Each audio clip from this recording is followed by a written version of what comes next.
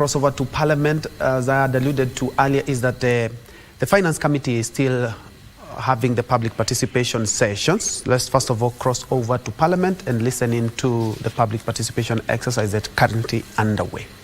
To this fund and develop houses for sale. I think that, to me, that is a very important point because I'm just wondering if we are collecting 60 billion for the houses. Does the government really have the capacity to utilize that kind of amount of money in a year? You know, those are the issues which to me are in my mind, and which I think as a government needs to look into. Can this private sector have access to these funds and develop houses for sale? The issues of sanitation, I think that's very important, but I thought you go further and talk about the issues of security, health facilities, because you bring people together somewhere. If you bring like 500, 1,000 households, you can just imagine how many children are going to be living together in that place. So the issues of expansions of the health facilities, the schools, and that kind of thing.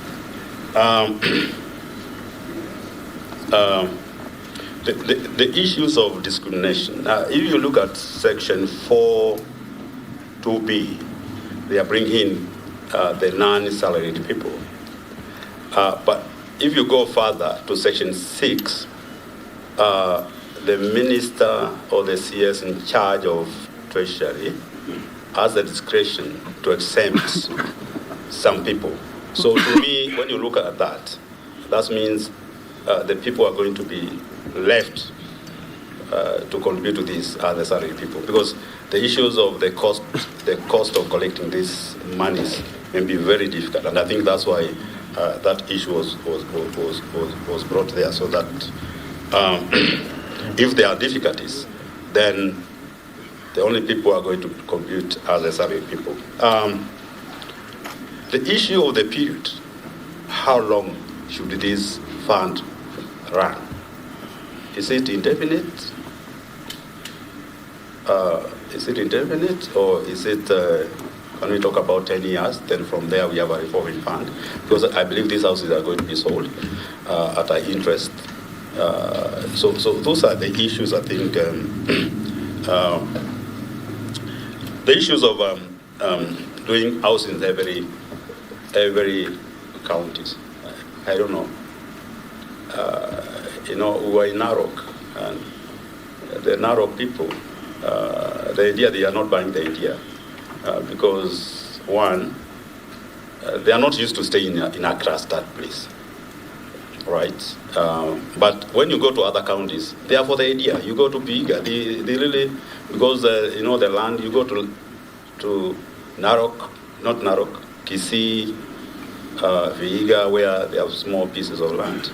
They have the idea. They want to stay in a clustered place because there's shortage of houses. But I like the issues of slum upgrading and the idea of why can we start with the big towns where the demands for houses are higher than going to put houses somewhere whereby even the haptech becomes a problem. I mean, you can put houses, 1,000 houses, and how many people would take up them? So I think the issues of the penalties.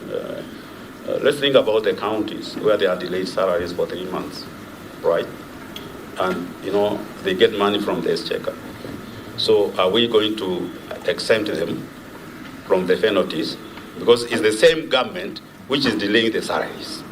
So I like what basically what I'm saying is that I really like your presentation, and the engagement is very, very good. Thank you. Thank you, Raboni. In as much as you're raising very valid points on Raboni, I will ask the other honorable members.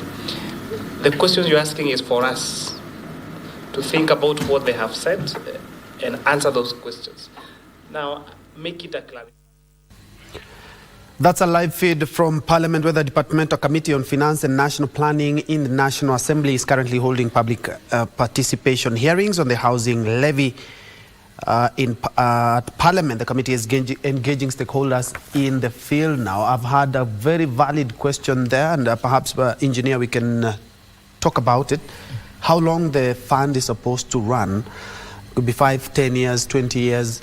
What if another government comes? There will be maybe some stalled projects. What happens?